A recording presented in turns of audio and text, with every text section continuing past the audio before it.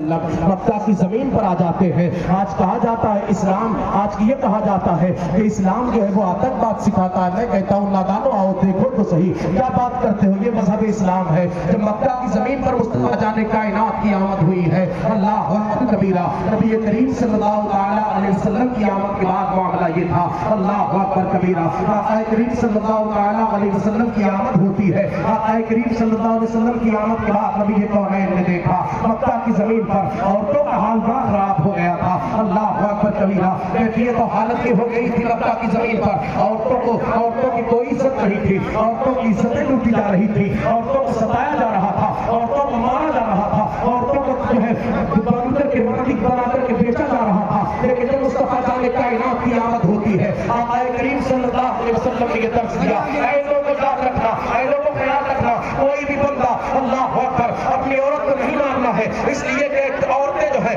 اللہ اکبر، یہ عورت جب بچی کی شکل میں تمہارے سامنے آتی ہے، اللہ اکبر کبیرہ، یہ بچی بن کر کے آئی ہے تو یاد رکھنا بچی یہ والدین کے لیے رحمت الہی کا ذریعہ ہوتی ہے. اور جب معاملات آگے بڑھتے ہیں یہ بچی دوسری منزل میں پہنچ جاتی ہے اور یہ کسی کی بیوی بن جاتی ہے. اللہ اکبر، اور بیوی بننے کے بعد معاملات کی رہتے ہیں. سبحان اللہ، سبحان اللہ، نعرہ تکبیر،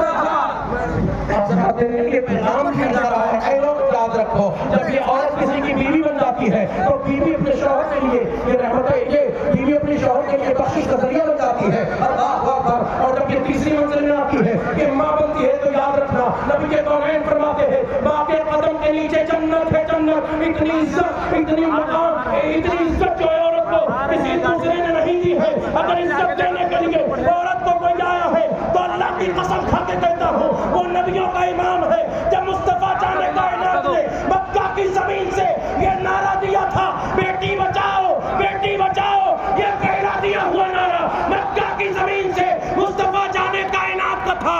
دنیا آج یہ نعرہ دے رہی ہے لیکن خدا کی قسم دنیا نے آج یہ نعرہ دیا ہے. سب سے پہلا پہل یہ نعرہ اسلام کے پیغمبر نے دنیا کو دیا ہے، بیٹی بچاؤ، بیٹی پڑھاؤ.